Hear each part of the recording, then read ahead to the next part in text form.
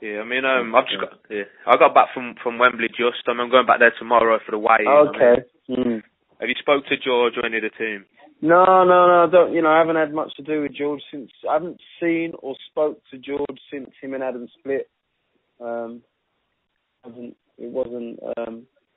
It's just not that way. We've just not moved in the same circles since. He's doing his thing, and we wish him all the best. And but it's not something that we have. There's no need for us to have day-to-day contact now. My colours are firmly nailed to the Adam Booth sort of mast, and Adam's always going to be my mate, and I've known Adam. We've known each other since. I'm extremely loyal with Adam, and that's just the way it is. Him and Adam, they've got a working relationship of sorts. Adam's still got percentage stake in his career, but other than that, it's they don't. It's not like they talk every day or talk every month. They're not in contact, so there's no need for me really to be in touch with George. Even though I do wish him all the best for the fight. Yeah, I mean, like I said, you guys brought him a long way. I remember speaking to you before, and you just decided to go your separate ways, which sometimes happens. But in this fight, people are talking a lot about the first fight. I just want your thoughts initially on the one comment people keep making, and to me, it's a daft comment. It's more of an excuse comment, which is a hindsight comment, which wasn't prepared for the first fight. When I spoke to George today, he kind of said out loud on camera what I've been saying all along. If you rewind to the weigh-in in the press conference, Froch's comments were, I know this is what fighters do as an ego, but they say, we're great shape, I've never had a better camp. Right? And then all of a sudden, he doesn't lose the fight, but he lost the moral fight. And then he's making all the excuses saying how he was never getting ready for him, never mentally ready. Yeah, you can't have it both ways. You can't be this so-called great champion whose record of body of work speaks for itself. You avoid nobody. Tell someone that they don't deserve to be in a ring with you. You're going to boo them, put them in their place, and then all of a sudden you're in a life and death struggle. Howard Foster makes an absolute ricket of it, and then you change your tune. You can't have it both ways, Carl. You can't have it both ways. So it's clear to see from Carl having to see a sports psychologist that things weren't.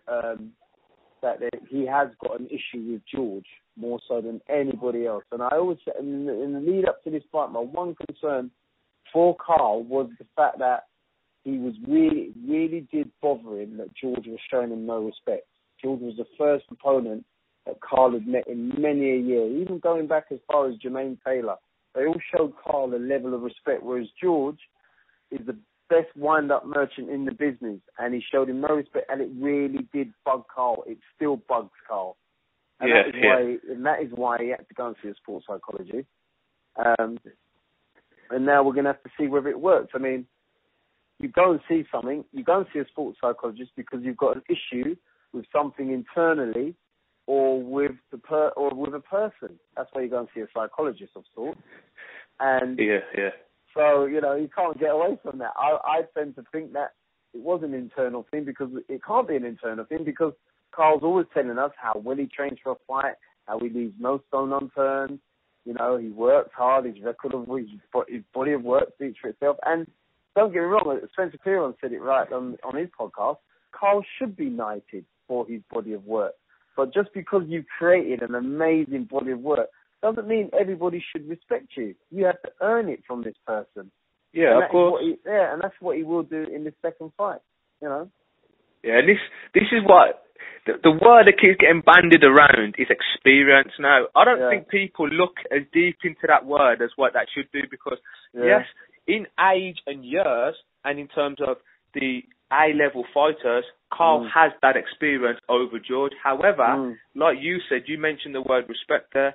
If you look at all the fighters that Carl has fought, they've all been very respectful. Yeah, a couple of little jabs here and there, but they've all been very respectful. He's not had the experience in these where someone's dragging him into the trenches before the fight, whereas George has before. He's had it. George has had these things. He's had the Kenny Anderson, he's had the James DeGales, and he had the Carl Froch. That was George's sort of announcement and epiphany, as it were, to say that, right, you said I'm not world class. You say I don't belong in this fight.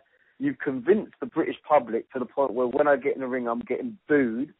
By the end of the fight, everything's turned around. Yeah, you know like what I mean? a rocky moment. I've actually left the ring a hero, and you've actually done yourself in from a heroic point of view. You know, only your loyalist fans stayed with you and said, you know, no matter what, you know, Carl's our man. But the neutral that was wanting to see there, I mean, neutrals go, 80,000 fans are going there because they want to see two guys settle a beef. Yeah? That's what they want to do, yeah? So your neutrals don't really mind who wins, as long as they show themselves in a good light. But also, your neutrals hate it. We as Brits, we're a funny race. We hate guys that don't show humility. You know? Yeah, of course. Yeah, and we've got to be, George has got to be careful of that fight, because I think going into this fight now, George has made a really good job now of not showing as much humility as he should do, and he could come out the villain. You know, he's sort of turning the sort of tables. He's sort of this whole thing where he needs to get under Carl's skin, sort of thing. Sometimes less is more. You don't need to say any more. You know, he doesn't need to say any more than what he said now. You know, let the rest of the fight speak for itself. You know, we saw it in the gloves are off. You know, sort of let Carl back in psychologically. It sort of seemed to me that Carl was slightly getting the upper hand. Yeah, I thought so as well, yeah. I thought so as well. But, you know, at the end of the day, as I said, at the end of the day, it's all irrelevant. Once the gloves come off, once the bell goes, it's all irrelevant, isn't it? Oh, of course.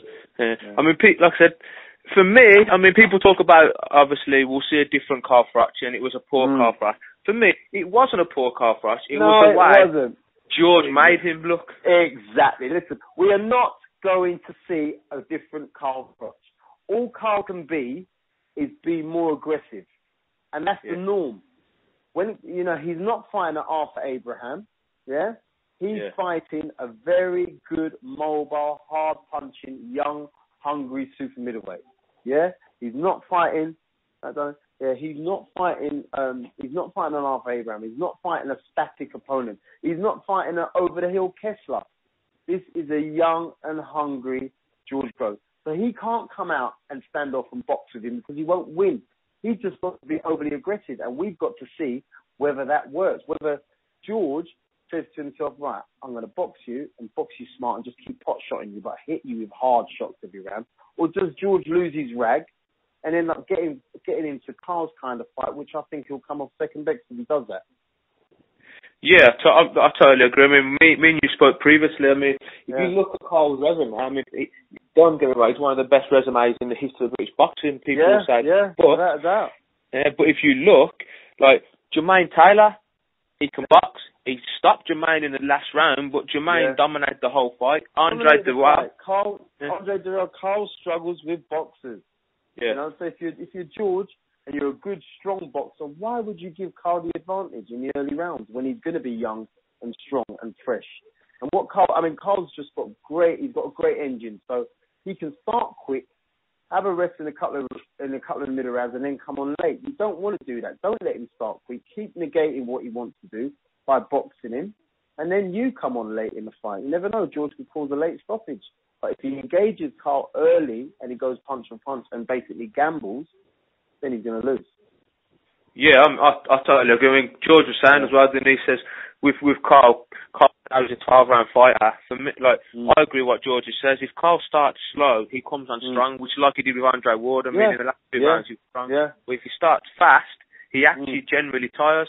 But I think from that first fight, I mean, we said about Carl has to be aggressive. I think the way George picked him off in that first round and then dropped him hard, it kind of made Carl trigger shy, in my opinion, where it was like he didn't want to let his hands go, knowing that, wow, this kid's quick. What was coming back? That's very interesting. That's very interesting.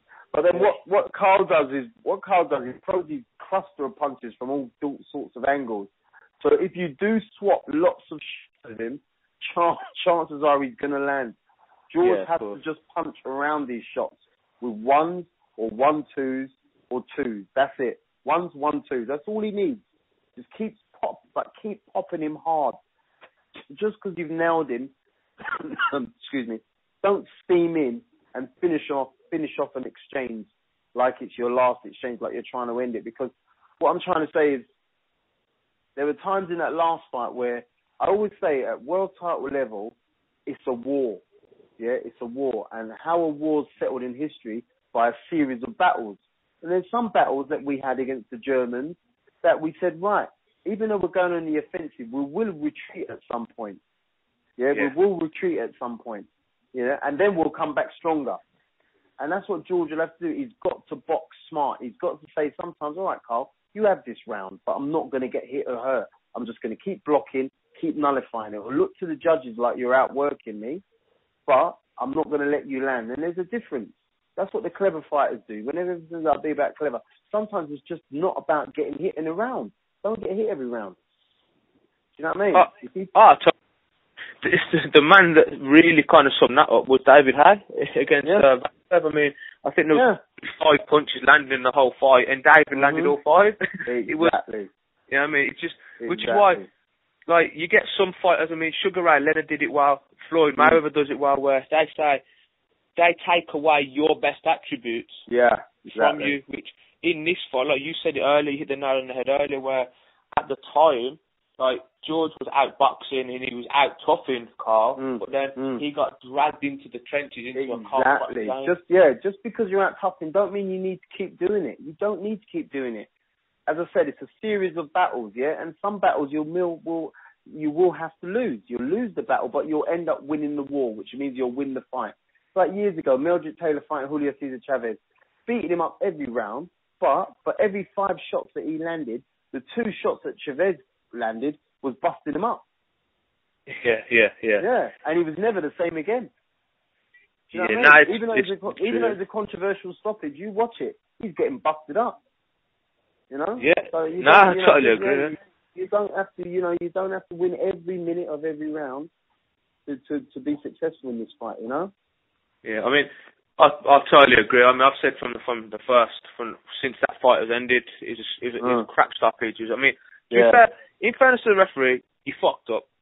We both know he fucked up, but it's, as a referee, he has one look at it, whereas the judges, to have that fight, 2 of them had it 1 round. It was, for me, going into the 9th round, I had George 7 rounds to 1 up. As much as that, So it was a bit strange, and when I was speaking to George earlier, he was saying that he's not asked about the ref. He says he was just pissing and moaning because he loves to do that. He was just he was kind of playing it down. But if he was serious about changing the ref, now this is not me saying that Matchroom or those guys are doing anything wrong, because I don't believe that. But if you are having a ref from abroad, none of these fighters mean shit to him. Like, these are just 2 random fighters.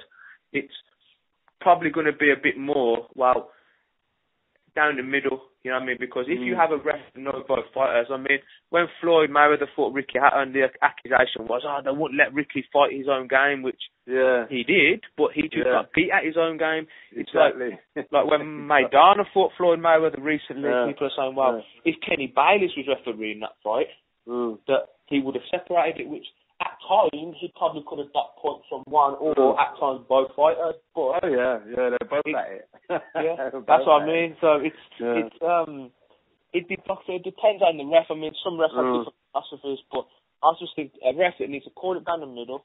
I think if Grove stays disciplined, for me, he wins the fight. I don't think he'll stop Carl. I think he will beat him on points. That's what I'm thinking. I'm thinking points or possibly a late stoppage, but because at the end of the day, everyone says, Carl's, he can't be stopped. He's 37 and he is getting old, and sometimes it can just go. He ain't no Bernard Hopkins here. We ain't talking about Bernard Hopkins here, who doesn't get hit. You're talking about Bernard Hopkins, who's a boxing master, knows every inch. You get that cliche, he knows every inch of the ring. Bernard Hopkins does. Carl was a different kind of fight, and he could age overnight. That last fight could have aged him massively. It should have done. It should have done, because my God, he's taken a lot of shots. But there's so many interesting factors in this fight. We should see, eh? Yeah, I mean, Paddy, his trainer, George's trainer, was saying that he thinks Carl's overtrained for this fight. He said it could look like Pacquiao De La Hoya, which that'd be tragic if it does, because that was a real mismatch. But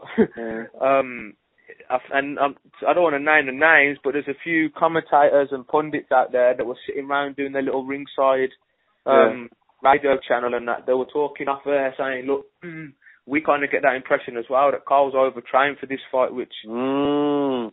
So it's interesting. Well, just that little clip. They shouldn't have shown that little clip against him with Eubank, because the weird thing is, Eubank is all wrong for Carl for this fight. Yeah, of course. Eubank, that's all wrong. Don't need Eubank. The last person you need is Eubank for this fight. Yeah, of course. I mean, people that need to fight. I mean, sparring partners. I mean, Eubank, he's quick and he's slick, but he's not active enough. If you watch, I mean, when you watch his fights, he don't combative enough. And he's not George Grove slick. He's not George Grove slick.